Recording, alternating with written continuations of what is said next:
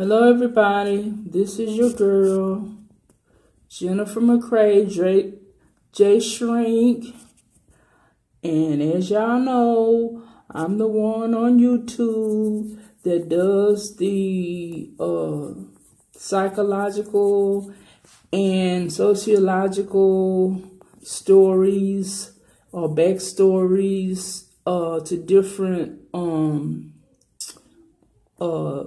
different subjects or topics.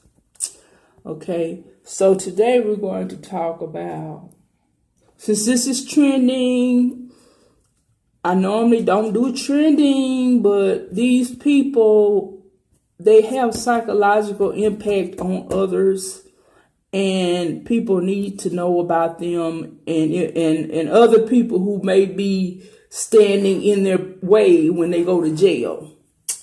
Okay, so this is going to be called, this video is called R. Kelly, Profile of an Urban Cult Leader. Okay?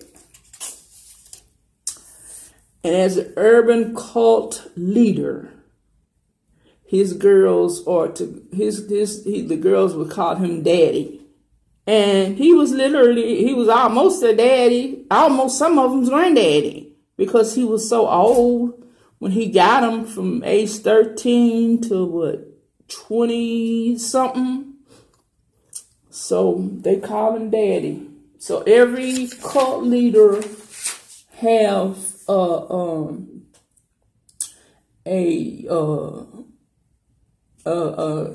name that they want to be called.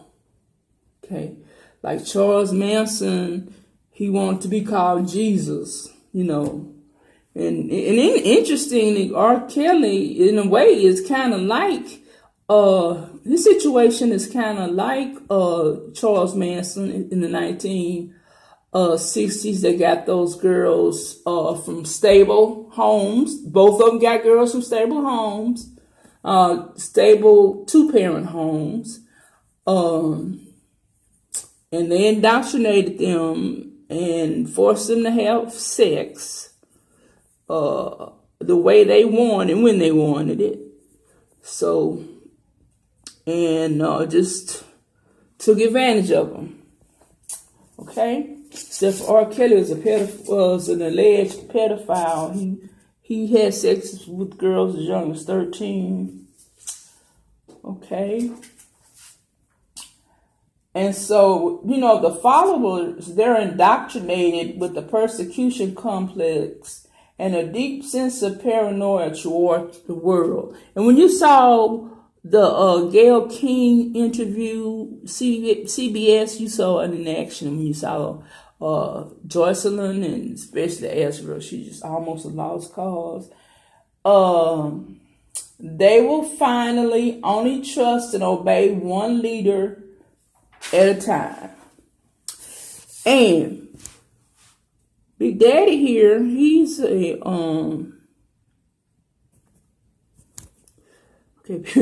Big Daddy is a master manipulator. Okay, some interesting things that interested me before I go on into what an urban cult leader is.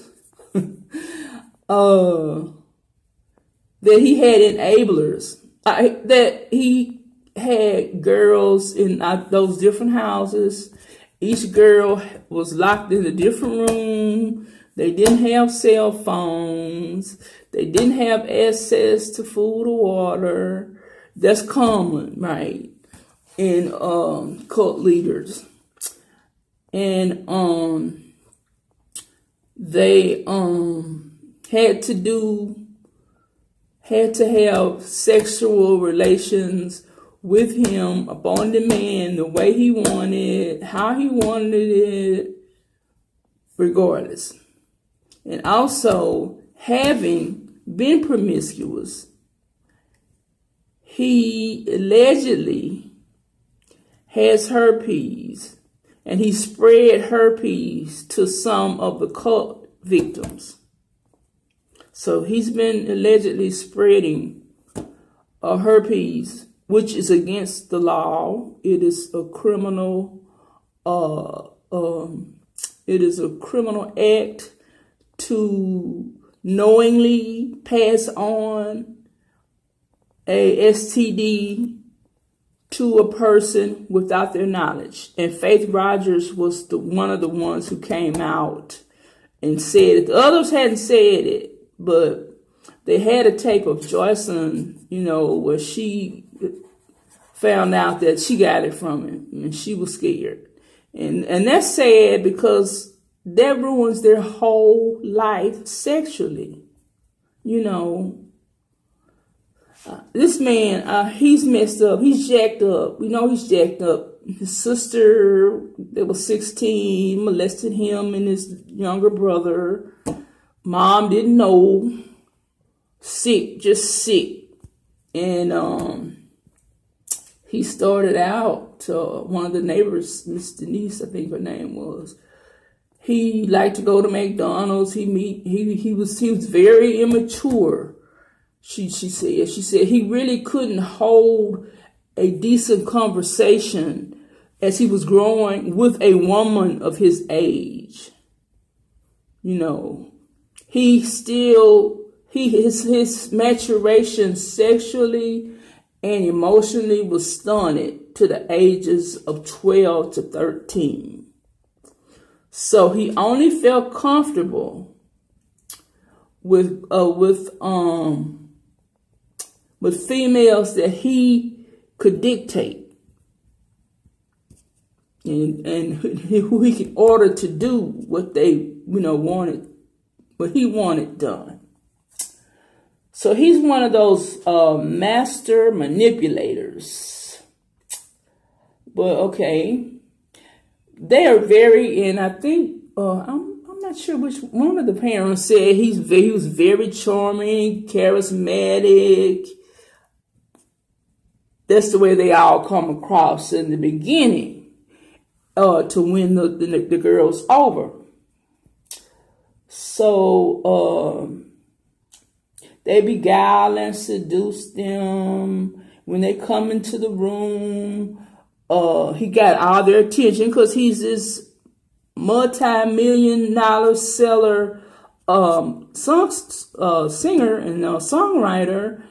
And he's been known all over the world, for the last 30 years or 40 years. I'm not sure how many. I think it was 30 years because I was working as a counselor at the time at a university.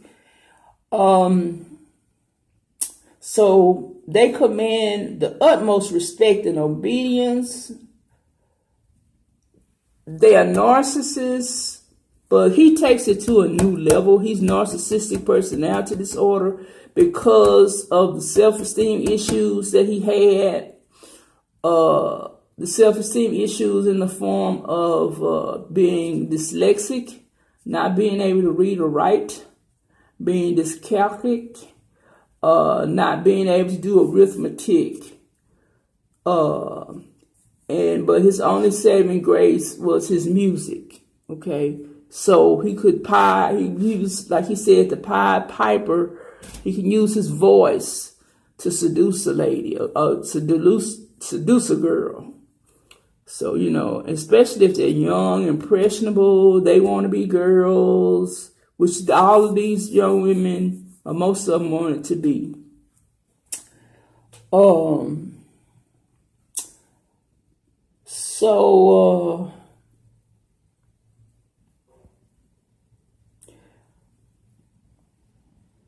But he just have this, grandiose feeling that he is just godlike. He's entitled, and we'll talk about some of those different. I'm sorry. We'll talk about some of those different characteristics or traits, as we would call it. Okay, so let's get on to it.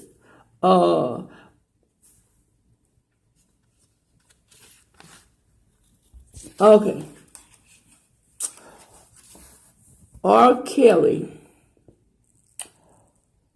We talked about the deficiencies and the music that was in getting girls, going to different talent shows, going to the McDonald's, and you also remember in the previous video I said that he liked to take the girls to movies and amusement parks, all kind of just childish stuff. Nothing that an almost 50-year-old man, almost 50 to over 50 now, like to do.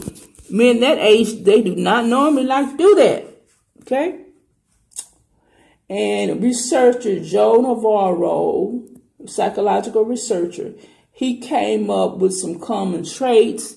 It's a bunch of them. I'm just going to read off some of them.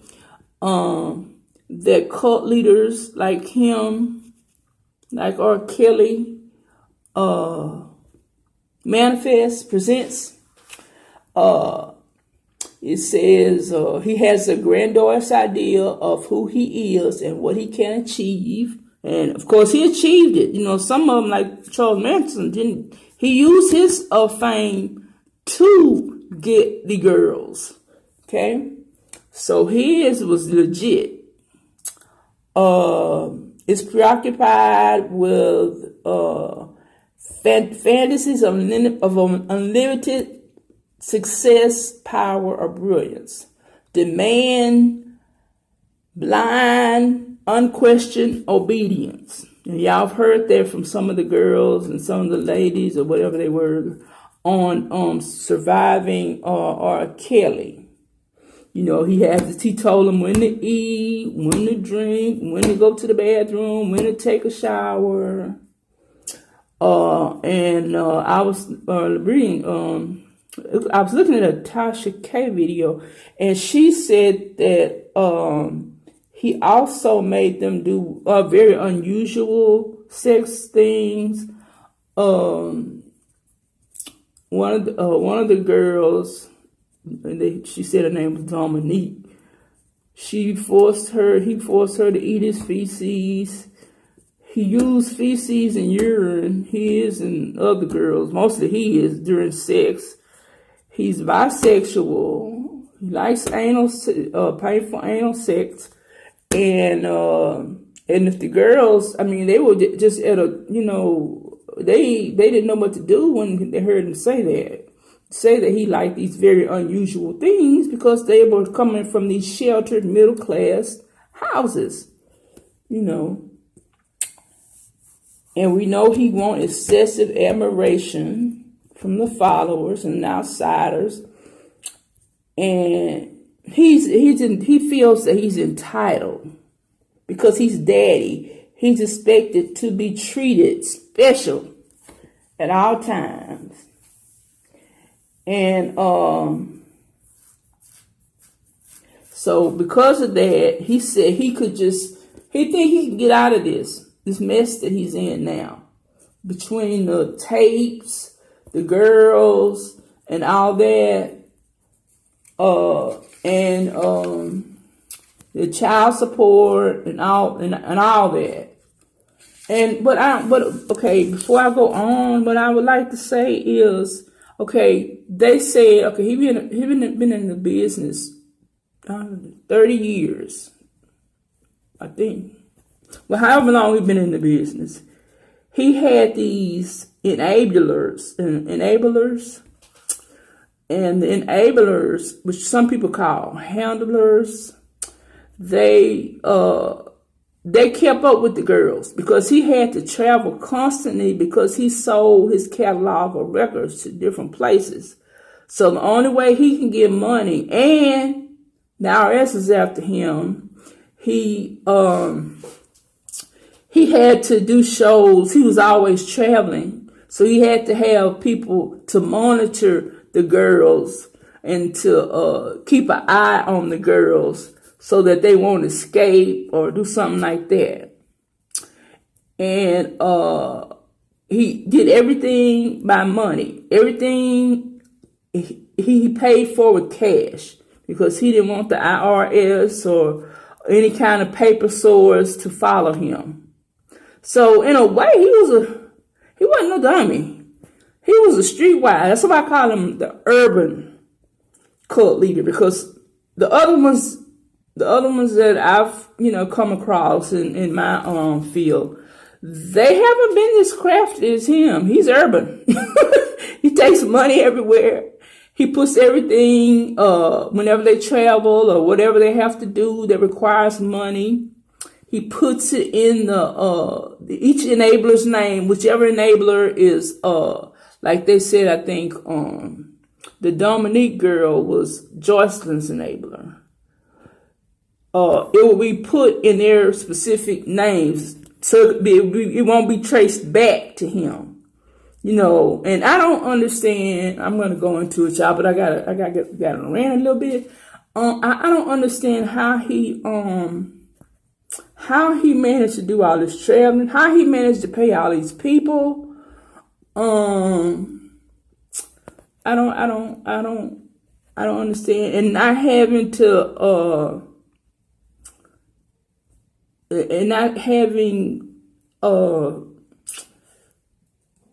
I just don't understand. It's just kind of mind-boggling.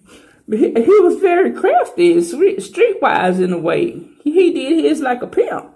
So I call it urban. And so he didn't. He now the money that he had, the $161,000 that he had to pay in his child support to get out. Why could he not have been taking care of his children? Why? He's giving money here and there, this enabler, that enabler, buying all these girls expensive clothes and taking them to expensive shopping centers, and I just don't understand. And how he managed to evade Uncle Sam. I mean, Al Capone was the only individual that Uncle Sam. Nobody could get him but Uncle Sam. Okay, well, we talked about the sex. He really liked girls who were like 13, because that his history of sexual abuse and not feeling he had his psychological equal of a woman, even though he married DeAndrea. Okay, so we talked about sex being required. We talked about him ignoring others' needs. Biological, physical, emotional, financial. And he liked to be the center of attention, to distract others by arriving late. And you saw his clothes. He wears exotic clothes. He liked his stogies. He was overdramatic in his speech, or he would sing to him. This by a piper. Young girls are really, that is one way to get them, if you can sing. Okay, if you could work a computer nerd, you're not going to be a cult leader. Okay, so it's got to be something that's emotional, that makes you emotional or feel good or get you out of this world. That's fantastic. And we said also that he liked having the best of everything, jewelry, clothes, and everything else. He didn't like to listen to his enablers when they would tell him certain things. He just wanted them to do what he wanted them to do because he was paying them, or he would just get rid of them. So we just know he used people as objects to be manipulated and exploited for personal gain. And we saw this one when he was with Gayle King. When criticized, they tend to lash out with anger and frustration because y'all saw that video. I don't have to go with it again, but the CBS Gayle King R. Kelly video. You can Google it. So he was extremely frustrated, and he couldn't articulate himself. He didn't. He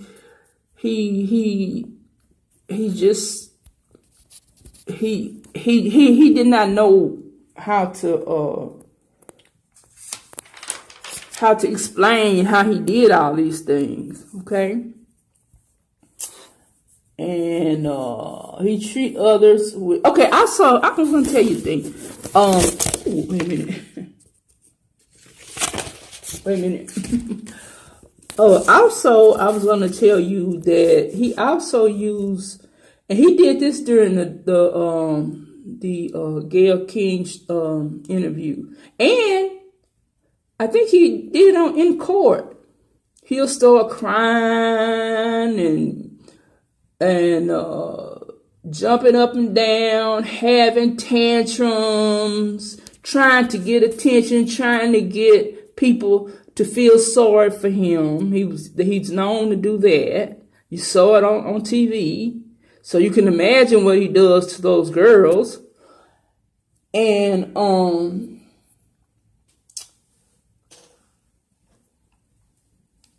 so he talked about that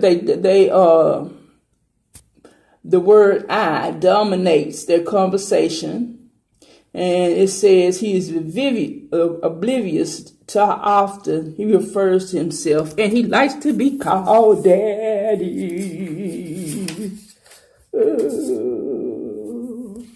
Okay, so I want to say this. I think that not too long ago, I think it was on March 20th or something. He was taken to court, and for those, goodness, he got about 30 different allegations against him to get ready for his trial. So he went before the judge. Let me tell y'all something. I don't know where he got that so-called publicist. He calls himself a crisis manager, okay? Y'all know what a crisis manager is. Y'all look at Scandal, right? Olivia Pope is the epitome of a crisis manager, okay? This little man with his little funny looking self, he calls himself, and he tells the news that R. Kelly hired him 3 days before the interview. Okay, a normal person will get a crisis manager like, maybe a year at the least, so that they can mold them and tell them what to say. The fact that the R. Kelly was bold enough and just felt he was entitled enough, and that he could just get people on his side by acting up, throwing temper tantrums, crying. A crisis manager would not have let that interview happen. I'm gonna tell you, they would not have let that interview happen. Okay. And this little man, Daryl Johnson, or whatever the heck he is, he's pitiful. It's like he got him from the street. He is the street. I mean, urban is the right word. This man, there is nothing professional about him. He should have helped him with the interview, not to have that interview, or at least be there and say, well, I can't do this, I can't do that, or I can't, my Miranda rights, I need to, I can't speak about that because it may be held against me or something like that. This little man is hiding back there. Now, it's only when R. Kelly starts jumping up and acting like a fool that this little Daryl Johnson, little funny looking man, he comes and tries to cool him down. Gail did a better chance of cooling the man down than this little man. Where the hell did this little man come from? This little man, because that's within the scope of my profession too, of psychological and sociological crisis managers. He is beautiful. And so along their way, when they had the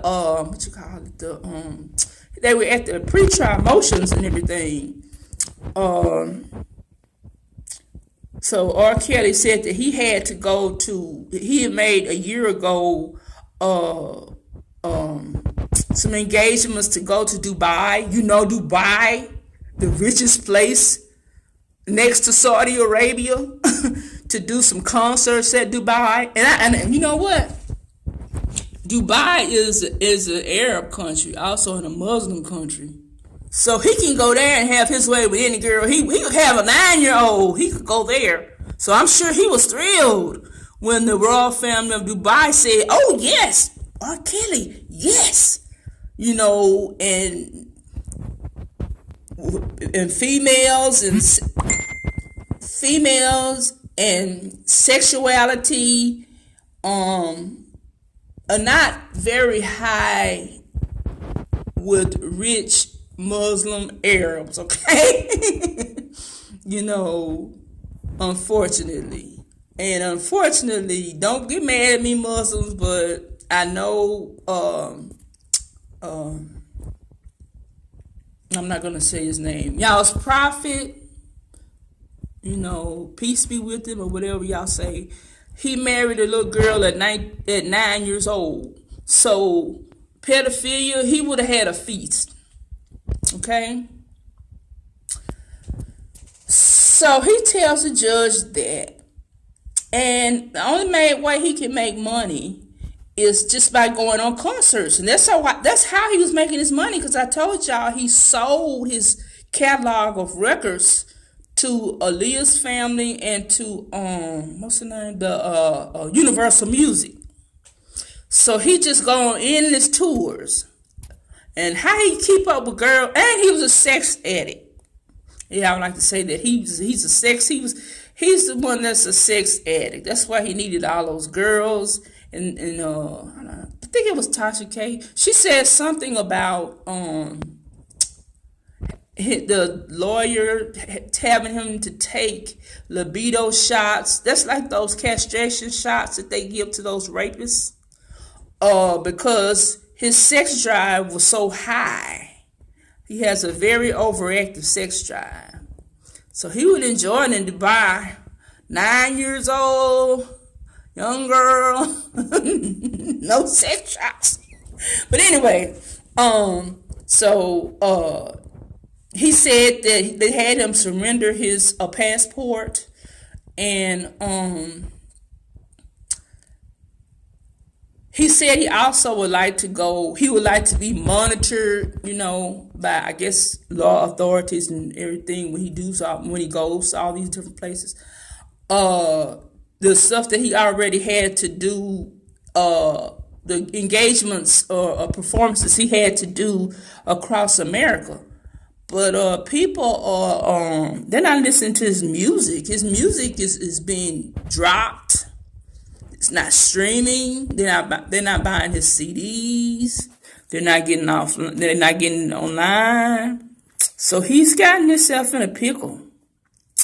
I guess he just figured that being entitled, if he could do it with Aaliyah when she was 15, for 30 years, he could just go on and be an old 70-year-old still trying to have sex with 13-year-old girls, okay?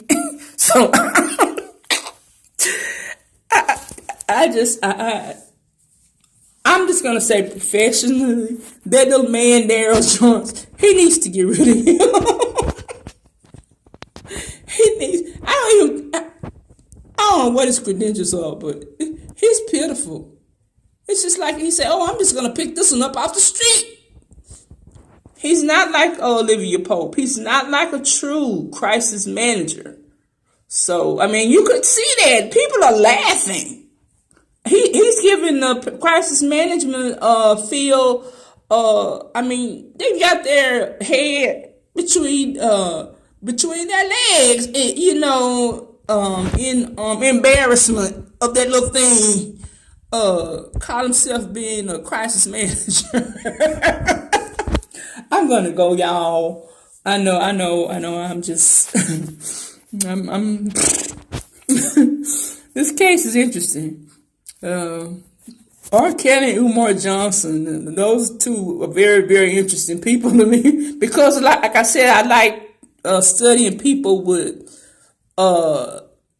deviant personality disorders, and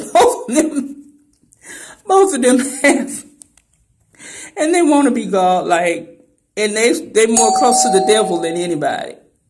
Okay, I'm gonna let y'all go. This video was long. I'm sorry. But anyway, please subscribe. You can comment or whatever. And I want to say something else, y'all. I've also dealt with victims like he is 3 years old, 12 years old, victimized. I'm gonna let y'all go. And they were my cases. Okay, I'll talk to y'all later. Y'all have a nice day.